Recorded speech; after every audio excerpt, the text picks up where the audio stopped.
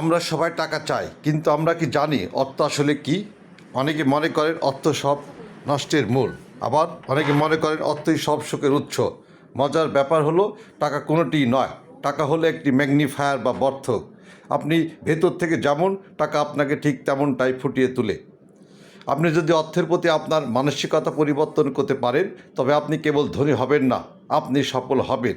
আজ আমরা জানব সেই মানসিকতার গোপন সূত্র। অভাব নয়, প্রাচুর্য নিয়ে ভাবুন।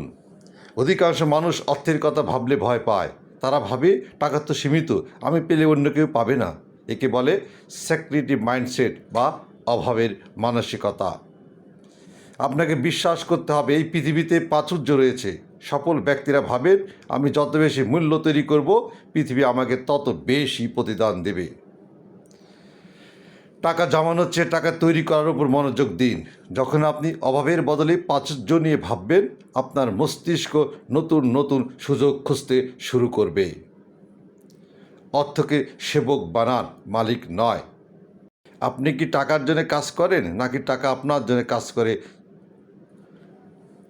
জীবনের বড় সত্য হলো টাকা একটা দুর্দান্ত সেবক। যারা অর্থের পিছনে অন্ধভাবে ছোটে তারা একসময় ক্লান্ত হয়ে পড়ে, কিন্তু যারা অর্থকে একটি সরঞ্জাম বা টুল হিসাবে দেখে তারা সফল হয়। টাকা আপনার জন্য স্বাধীনতা কিনবে, সময় কিনবে এবং আপনাকে অন্যের সেবা করার সুযোগ দেবে।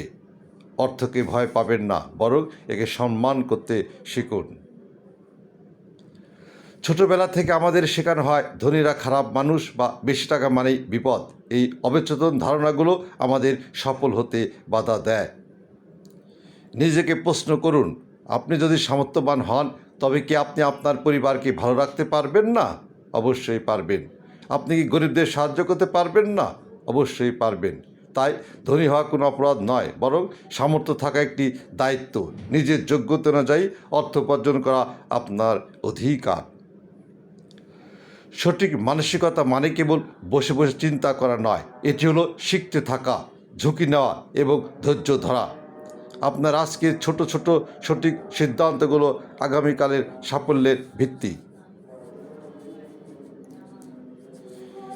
মনে রাখবেন, অর্থ আপনার জীবনের লক্ষ্য হওয়া উচিত নয়, অর্থ হওয়া উচিত আপনার বড় লক্ষ্যগুলো পূরণ করার জ্বালানি।